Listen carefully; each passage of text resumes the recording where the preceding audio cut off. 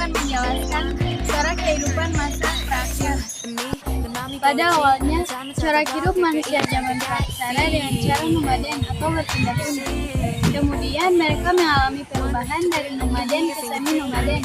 Akhirnya mereka hidup secara menetap di suatu tempat tinggal yang pasti.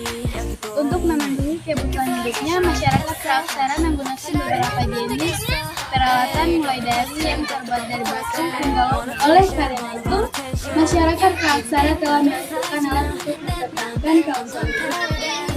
Berdasarkan perkembangan kehidupannya atau karakteristiknya, masyarakat praksara terbagi menjadi 3 masa, yaitu masa berburu dan masa bercocok tanam, dan masa kering. Masa berburu dan mengumpulkan makanan. Masa berburu dan mengumpulkan makanan bergantung pada alam sekitar. Wilayah-wilayah yang ditempati manusia praksara adalah wilayah yang banyak menyediakan bahan makanan dalam jumlah yang cukup, mudah memperolehnya. Wilayah tersebut memiliki banyak hewan sehingga manusia praksara mudah untuk berburu hewan. Manusia yang hidup pada zaman berburu dan mengumpulkan makanan ini diperkirakan suatu masa dengan zaman Paleotikum.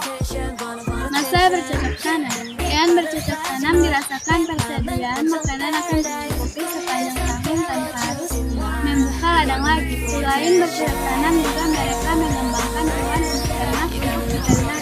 Manusia yang hidup pada masa ini diperkirakan satu masa dengan zaman Neolitikum.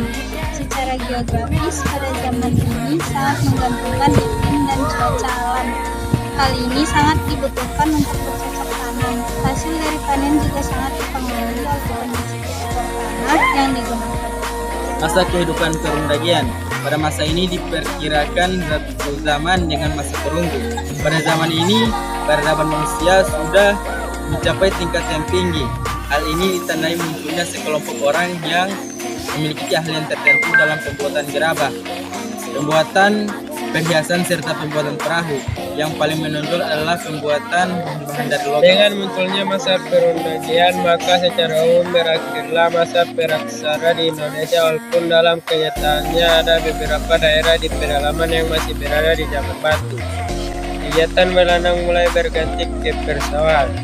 Kegiatan persawahan memungkinkan adanya pengaturan masa bercocok tanam, sehingga mereka tidak hanya bergantung pada kondisi iklim dan cuaca, namun juga berpikir kapan waktu yang tepat untuk bercocok tanam dan waktu yang tepat untuk berternak. Sekian dari kami. Wassalamualaikum warahmatullahi wabarakatuh.